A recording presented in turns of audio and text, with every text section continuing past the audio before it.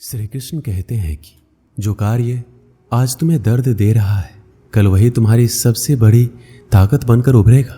झोंक दिया हुनर को मेहनत की भट्टी में, कुछ तो काबिल जरूर बनेंगे। घर बड़ा हो या छोटा ये मायने नहीं रखता, उस घर में एक दूसरे के प्रति प्यार और सम्मान कितना है ये मायने रखता है। घर की जिम्मेदारियां निभाते निभाते खुद की खुशी, खुद के सपने तक भूलने पड़ते हैं। अपनी वाणी को शुद्ध रखिए, संस्कारों की ये पहली अमानत होती है। अगर धैर्य करोगे तो मिलेगा, गुरूर करोगे तो गवाओगे। वक्त और प्यार दोनों जिंदगी में खास होते हैं। वक्त किसी का नहीं होता और प्यार हर किसी से नहीं होता। व्यक्ति का नजरिया और बात करने का तरीका बताता है कि उसे संस्कार कैसे मिले। कपड़े तो ब्रांडेड खरीद सकते हैं, लेकिन संस्कार किसी दुकान में नहीं मिलते। भरोसा स्टिकर जैसा होता है, दोबारा पहले जैसा नहीं लगता। जीवन को समझाने के लिए पीछे मुड़कर देखें और जिंदगी जीने के लिए हमेशा आगे देखें। जीवन में खुश रहने के लिए एक ही मंत्र है, राधे राधे का चिंतन करो और चिंता करना छोड़ दो। व्यक्ति बहुत सी बातें होती है, पर असली सुकून चुप रहने से ही मिलता है। आज के समय की ये सच्चाई है कि जरूरत तय करती है कि बोलने का ढंग कितना देर तक मीठा रखना है। जब पीरा और कष्टकारी बोली दोनों सहन होने लगे तो समझ लेना इंसान समझदार हो गया है। माँ बाप की बातें और किताबें कभी धोखा नहीं देती। जिंदगी में अहमियत उसे ही दो जिसमें अहम ना हो। दिल साफ रखो और सबको माफ करो, जिंदगी हसीन हो जाएगी। हर इंसान के साथ इतनी खूबसूरती के साथ रिश्ता निभाओ कि लोग आपको खोने से डरे, आप लोगों को खोने से नहीं। कुछ कर्म ऐसे होते हैं जिनका प्रायश्चित नहीं होता, उसे कुदरत के नियमानुसार भुगतना पड़ता है। अगर रास्ता खूबसूरत हो तो पता करें किस मंजिल को जाता है, लेकिन अगर मंजिल खूबसूरत हो तो रास्ते की परवाह ना करें। आपका स्वाभिमान अगर किसी को अभिमान लग रहा है तो बिल्कुल लगने दीजिए। जो 2 पल में बदल जाते हैं वह विचार नहीं, वहम कहलाते हैं। भरोसा जितना कीमती होता है, धोखा उतना ही महंगा हो जाता है। ताश का जोकर और अपनों की ठोकर अक्सर बाजी घुमा देते हैं। कभी फुर्सत में अपनी कमियों पर गौर करना, दूसरों का आईना बनने की ख्वाहिश मिट जाएगी। नियत से ईश्वर खुश होते हैं और दिखावे से इंसान। मिली थी जिंदगी किसी के काम आने के लिए, पर वक्त बीत रहा है कागज के टुकड़े कमाने के लिए। रिश्तों को बनाए रखने का सिर्फ एक ही शर्त है, किसी की कमियां नहीं अच्छाइयां देखिए। समय उनका इंतजार करता है जो उसका इस्तेमाल करना जानता है। समय दिखाई नहीं देता, लेकिन बहुत कुछ दिखा जाता है। अकेले ही गुजरती है जिंदगी। लोग तसल्लियां तो देते हैं पर साथ नहीं। पत्थर में एक कमी है कि वो पिघलता नहीं है, मगर एक खूबी भी है कि वो इंसान की तरह बदलता नहीं है। भरोसा उस पर करो जो तुम्हारी 3 बातें जान सके, हंसी के पीछे का दर्द, गुस्से के पीछे का प्यार और आपके चुप रहने की वजह। जल्दी जागना हमेशा ही फायदेमंद होता है, फिर चाहे वो नींद से हो या अहम से या फिर वहम से। प्रशंसा चाहे जितनी कर लो, अपमान सोच समझ कर करना, क्योंकि अपमान वो उधार है जो अवसर मिलने पर ब्याज सहित लौटता है। जीवन एक ऐसा रंगमंच है जहां किरदार को खुद पता नहीं होता अगला दृश्य क्या है। रिश्तों की चाय में शक्कर जरा माप के रखना चाहिए। फीकी हुई तो स्वाद नहीं आएगा, ज़्यादा मीठी हुई तो मन भर जाएगा। प्रेम सदा माफ़ी मांगना पसंद करता है और अहंकार सदा माफ़ी सुनना पसंद करता है। इज्जत किसी इंसान की नहीं होती, ज़रूरत की होती। ज़रूरत खत्म तो इज्जत खत्म, यही दुनिया का सच है। जीवन में कभी भी मुसीबत आए तो किसी से मदद मत मांगना, क्योंकि मुसीबत थोड़ी देर की होती है और एहसान जिंदगी भर का रह जाता है। आप कब सही थे इसे कोई याद नहीं रखता, लेकिन आप कब गलत थे इसे सब याद रखते हैं। ठंड में हाथ काम नहीं करते और घमंड में दिमाग काम नहीं करता। छोटी छोटी बातों पर वही लोग गुस्सा करते हैं जिन्हें हमारी फिक्र होती है। बुराइयां ढूंढने का शौक है तो शुरुआत खुद से कीजिए, दूसरों से नहीं। जिंदगी में अगर खुश रहना है तो दूसरों की बकवास को अनदेखा करना सीखो। मुसीबत आए तो ये मत सोचना कि अब कौन काम आएगा, बल्कि ये देखना कि अब कौन साथ छोड़कर जाएगा। किसी ने सच ही कहा है, इंसान आपका मोल कभी नहीं समझ पाएगा जिसके लिए आप हमेशा हाजिर रहते हैं। सच्चे व्यक्ति को खुद के ऊपर घमंड तभी आता है जब सच्चाई के साथ अड़िग होकर खड़ा होता है। माचिस किसी दूसरी चीज को जलाने से पहले खुद को जलाती है। गुस्सा भी एक माचिस की तरह है, ये दूसरों को बर्बाद करने से पहले खुद को बर्बाद करता है। रिश्ते निभाने के लिए बुद्धि नहीं, दिल की शुद्धि होनी चाहिए।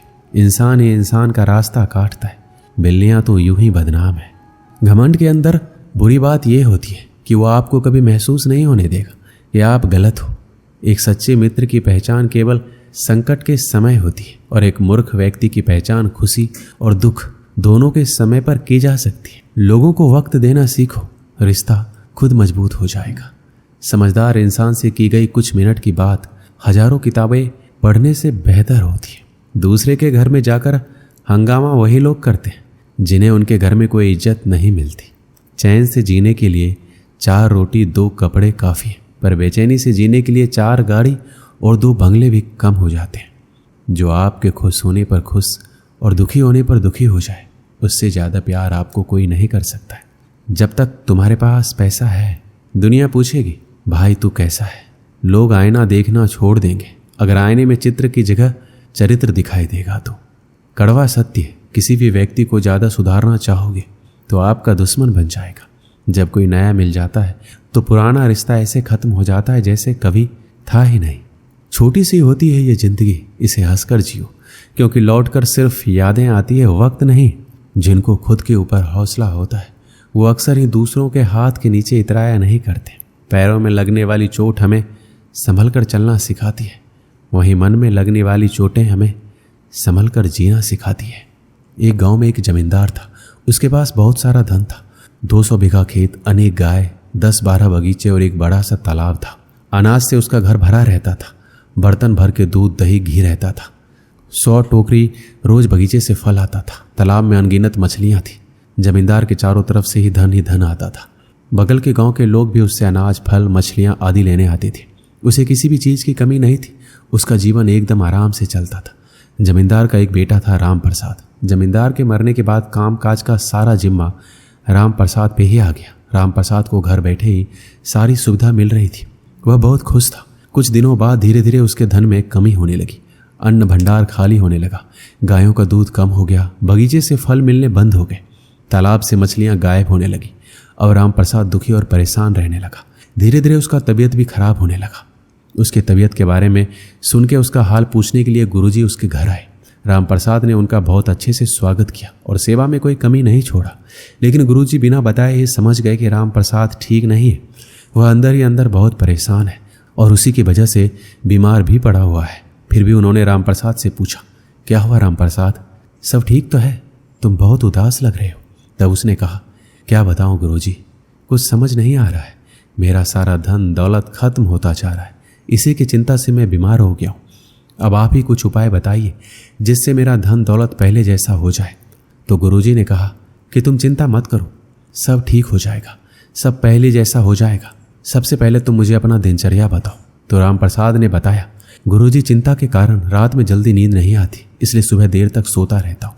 फिर स्नान करता हूँ, उसके बाद भोजन और फिर दोपहर में सो जाता हूँ। फिर जब सोकर उठता हूँ तो शाम के समय अपने मित्रों के साथ बिताता हूँ। फिर रात को जब बिस्तर पर जाता हूँ तो वही चिंता सताने लगती है, इसलिए मुझे सोते सोते देर हो जाती है। गुरुजी ने कहा, क्या कभी अपने खेतों में घूमने जाते हो या नहीं? तो उसने बताया, नहीं गुरुजी, मैं कभी नहीं जाता, मेरा सारा काम मेरे नौकर चाकर करते। गुरुजी समझ गए कि अपने कारोबार का देखभाल ना करने के कारण इसकी ये बुरी हालत हुई है।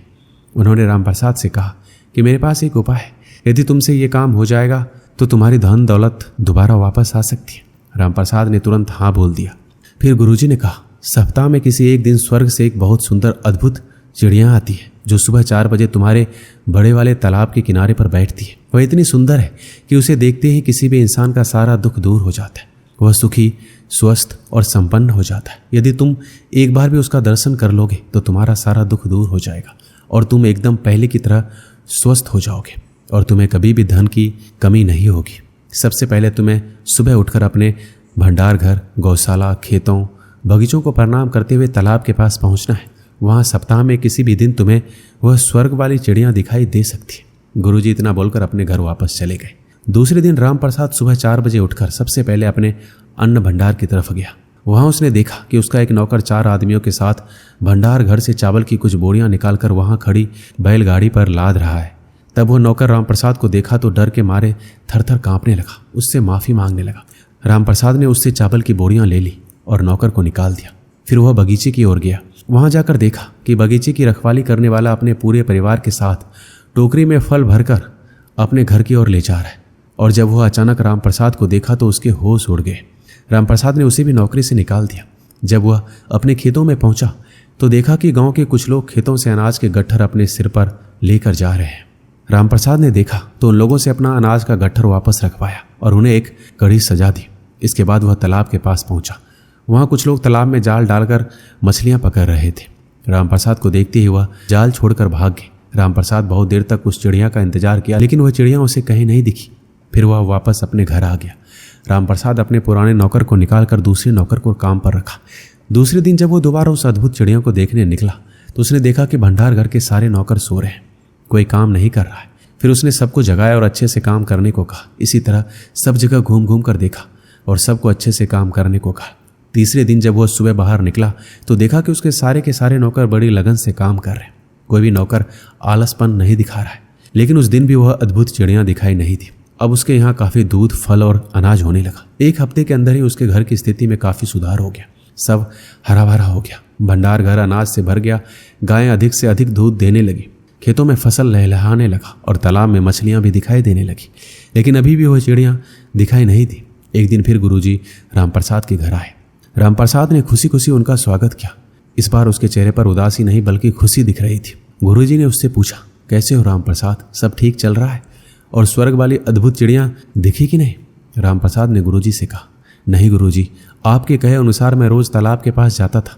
आज 7 दिन हो गए लेकिन अभी तक वह चिड़ियां मुझे दिखाई नहीं दी।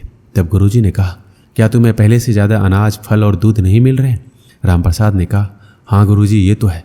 ये सब चीज़ें मुझे पहले से अधिक मात्रा में मिलने लगी है और अब मुझमें कभी थकावट नहीं होती है, बल्कि पहले से ज़्यादा स्फूर्ति आ गई है। पर गुरुजी, आप मुझे ये बताइए कि अभी तक मुझे उस अद्भुत चिड़िया का दर्शन क्यों नहीं हुए? क्या मैं वहाँ जाने में देरी कर देता हूँ? तब गुरुजी ने बताया, देखो रामप्रसाद, मेहनत ही स्वर्ग का अद्भुत चिड़िया है। मेहनत से हमें सुख और समृद्धि प्राप्त होती है। अगर तुम इसी तरह मेहनत करोगे तो तुम्हें मेहनत का फल अवश्य मिलेगा और तुम अपने काम धाम पर ज़्यादा से ज़्यादा ध्यान दोगे तो तुम चारों तरफ से संपन्न रहोगे। कोई दुख बीमारी तुम्हारे पास नहीं आएगी और सुबह सुबह उठकर सूर्य की पहली किरण लेने से भी तुम्हारा शरीर स्वस्थ रहेगा और ऐसे ही धीरे धीरे तुम्हारे चेहरे पर चमक आ जाएगी। गुरुजी की कही सारी बात रामप्रसाद को समझ आ गई। वह जान गया कि मेहनत करने से ही लक्ष्मी की प्राप्ति होती है। उस दिन से वह वैसा ही करने लगा जैसा उसको गुरुजी ने कहा था। इसलिए कहते हैं कि मेहनत का फल हमेशा मीठा होता है। दोस्तों, इस वीडियो में बस इतना ही। मिलते हैं अगले वीडियो में। अपना ख्याल रखिएगा। जय श्री कृष्ण।